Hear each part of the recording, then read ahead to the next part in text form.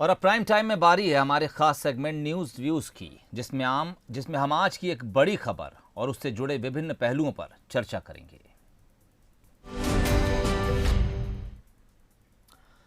भिंड में आज दिग्विजय सिंह ने गोविंद सिंह सत्याग्रह पदयात्रा में लोगों को संबोधित करते हुए एक बड़ी बात कही। दिग्विजय सिंह ने कहा कि नरेंद्र मोदी जीवन भर प्रधानमंत्री बने रहेंगे। रूस और चीन के राष्ट्रपति की तरह मोदी कभी नहीं हटेंगे। उन्होंने कहा कि संविधान को बदलने की कोशिश की जा रही है। मोदी देश में अपना संविधान लाना चाहते हैं।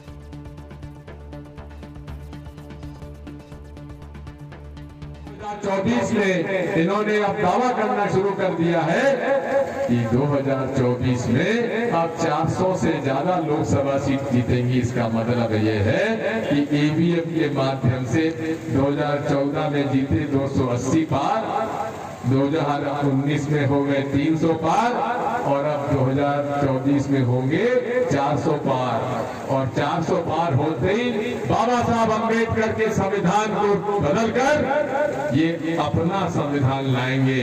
जिस तरह से रशिया में पुतिन अपनी पूरी पूरे उम्र भर राष्ट्रपति बने रहेंगे, चाइना के शी जिनपिंग साहब पूरी उम्र भर अपने बने रहेंगे, उसी तरह से नरेंद्र मोदी जी अपने जीवन भर संविधान में परिवर्तन करके मुख्यमंत्री बने रहे। ये षड्यंत्र आपको समझना पड़ेगा।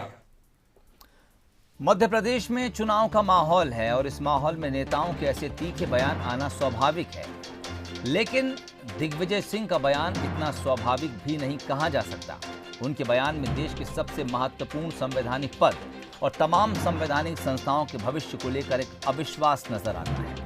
और ये पहली बार नहीं है और ना ही दिग्विजय सिंह पहले ऐसे व्यक्ति हैं जिन्होंने ऐसी बात कही हो।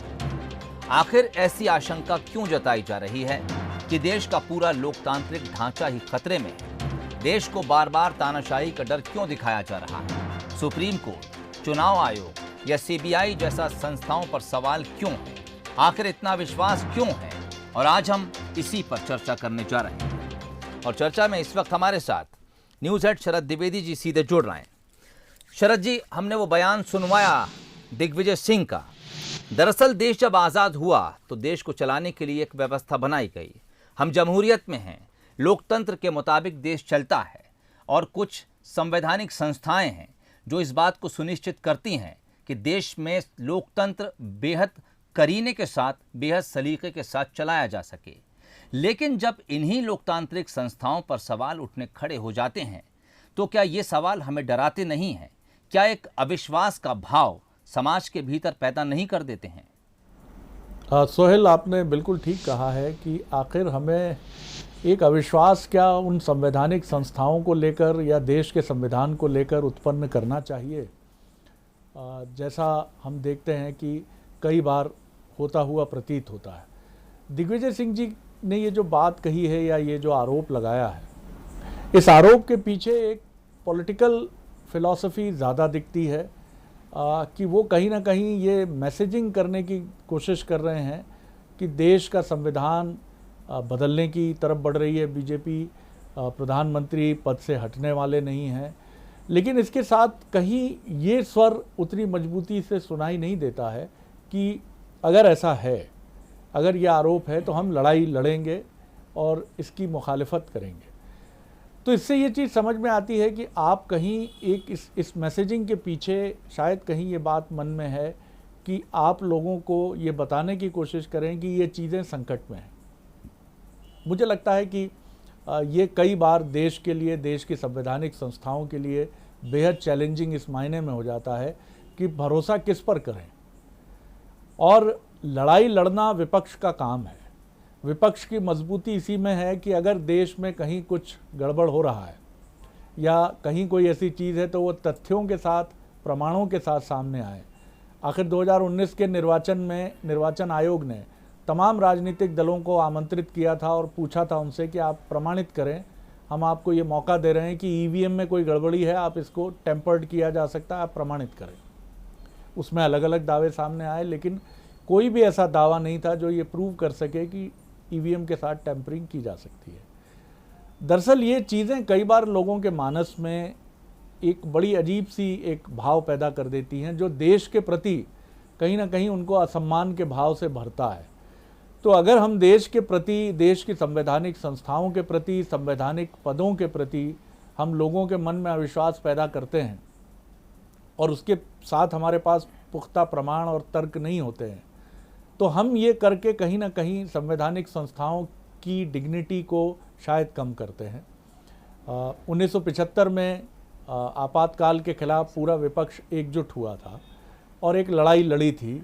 उन्होंने उसको गलत माना था और उस गलत के खिलाफ उनके पास कई प्रमाण भी थे जो वो दावा करते थे कि ये प्रमाण सामने हैं और इस लड़ाई को इसके खिलाफ वो लड़ाई लड़ेंगे। कोई भी मसला ऐसा होता है तो विपक्ष के पास सबसे मजबूत हथियार है उसकी एकजुटता, उसकी ताकत और उसके पास होने वाले प्रमाण। खुद कांग्रेस में जब भी वो अपोजिशन में रही है उसने इन चीज़ों को लेकर वो आगे बढ़ी है, और चाहे बीजेपी जिसने अपोजिशन की पहले जनसंघ के तौर पर, बाद में जनता पार्टी और फिर बीजेपी के तौर पर एक लंबी लड़ाई लड़ी है, वो इसके साथ आगे बढ़ी है। लेकिन मुझे लगता है कि अगर हम देश की संवैधानिक संस्थाओं पर सवाल उठाते रहेंगे निरंतर, तो उन संवैधानिक संस्थाओं का मनोबल भी कम होता है, उन पदों पर बैठे व्यक्तित्वों का भी मनोबल कम होता है और देश में भी एक केओटिक सिचुएशन बनती है या बन सकती है। तो ऐसे बयान जो हैं वो कई बार एक चुनौती भी बनते हैं। मैं इस दृष्टि से इसको देखता हूँ सर। शरद जी, एक चीज़ पर और चाहूँगा कि आप रोशनी डालिए। दरअसल अगर व्यवस्था में बिगाड़ हो रहा है, जिस तरह के आरोप लगाए जा रहे हैं, तो ये एक निरंतर या सतत चलने वाली प्रक्रिया है, काफ़ी लंबा समय लगता है। लेकिन बयान हमेशा उस वक्त ही क्यों आता है जब हम चुनाव मोड में होते हैं? बिल्कुल आपने ठीक कहा। देखिए, सबसे महत्वपूर्ण बात तो ये है कि हम दुनिया की एक सबसे बड़ी डेमोक्रेसी है और हमारी डेमोक्रेसी की तुलना अमेरिका के साथ होती है, और यही वजह है कि आप देखिए तमाम चीज़ों के बाद हम देखते हैं कि हमारे यहाँ मीडिया का स्वर हो या फिर राजनीतिक दलों का स्वर हो, हमारे यहाँ एक वॉइसेस बड़ी क्लियर होती हैं, बहुत साफ तौर पर उभर कर सामने आती हैं। यही हमारी सबसे बड़ी ताकत है और यही देश की सबसे बड़ी ताकत है कि हमने दक्षिण भारतीय व्यक्ति को भी शीर्ष संवैधानिक पद, राष्ट्रपति पद पर देखा। देश के दूसरे राष्ट्रपति सर्वपल्ली डॉक्टर राधाकृष्णन को हमने देखा, एपीजे अब्दुल कलाम को हमने शिखर पर देखा, दक्षिण भारतीय प्रधानमंत्री पीवी नरसिम्हा राव को भी हमने देखा। तो ये हमारे लोकतंत्र की ताकत है। भारतीय टीम के कैप्टन अजहरुद्दीन भी हुए। ये ताकत है भारतीय लोकतंत्र की और यही हमारी शक्ति है, यही हमारी समवेत शक्ति है। ये अलग बात है कि सियासी कारणों से कई बार उसमें खलल पैदा करने की कोशिशें होती हैं, हर राजनीतिक दल की तरफ से होती हैं, लेकिन मजबूत तौर पर अगर हम अपने इन मान बिंदुओं को लेकर, अपने सिस्टम को लेकर सवाल पैदा करेंगे, जैसा आपने पॉइंट उठाया है कि चुनाव के समय ही ईवीएम मशीन की पर या 400 सीटें आएंगी, इसको लेकर बातें क्यों शुरू हो जाती हैं। मुझे लगता है कि ये समय है जब विपक्ष को अपनी ताकत और बढ़ानी चाहिए, उसको अपनी स्ट्रेंथ को और एकजुट करना चाहिए, अपने कोलिशंस को और मजबूत करना चाहिए। बजाय अगर वो ऐसे आरोप लगाएगी तो उसमें कहीं एक नैराश्य भी झलकता है, एक निराशा भी दिखती है कि आप ये मान रहे हैं कि इस समय एक ऐसी सरकार है जो सर्वशक्तिमान है और आप उसके पीछे अनफेयर मीन्स के आरोप लगाते हैं, लेकिन आप अपनी लड़ाई के जिक्र से बहुत साफ तौर पर अपनी लड़ाई के ब्लूप्रिंट के साथ सामने नहीं आते। बिल्कुल ठीक है, यानी विपक्ष अगर इस तरह की कोई बात अविश्वास की कहता है तो फिर उसको वो रास्ता भी दिखाना चाहिए जो विश्वास का होना चाहिए। अगर आप किसी को अंधेरे का डर दिखाते हैं तो फिर आपको ये बताना चाहिए कि रोशनी किस तरफ है और उस तरफ आगे बढ़ा जाए, वरना फिर इसको हम चुनावी चर्चा ही कह सकते हैं। बहुत बहुत शुक्रिया शरद जी इस पर तमाम बातचीत के लिए, रोशनी डालने के लिए। तो दिग्विजय सिंह का बयान उन मायनों में चुनावी बयान कहा जा सकता है क्योंकि अब मध्य प्रदेश को आगामी वक्त में 27 सीटों पर उपचुनाव के सामने जाना है। इसके अलावा कई और राज्यों में चुनाव भी हैं।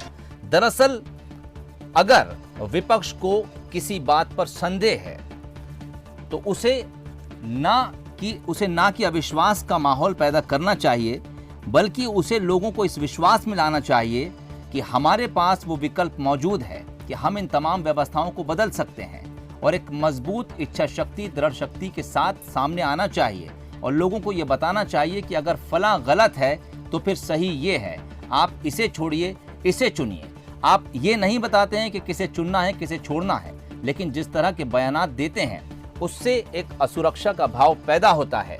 और यह असुरक्षा का भाव इसलिए भी पैदा होता है क्योंकि आप और हम डर जाते हैं, मतदाता डर जाता है। उसे दिखाया जाता है कि उस तरफ काल कोठरी है, लेकिन फिर रोशनी किस तरफ है, क्या ये कोई दिखाएगा?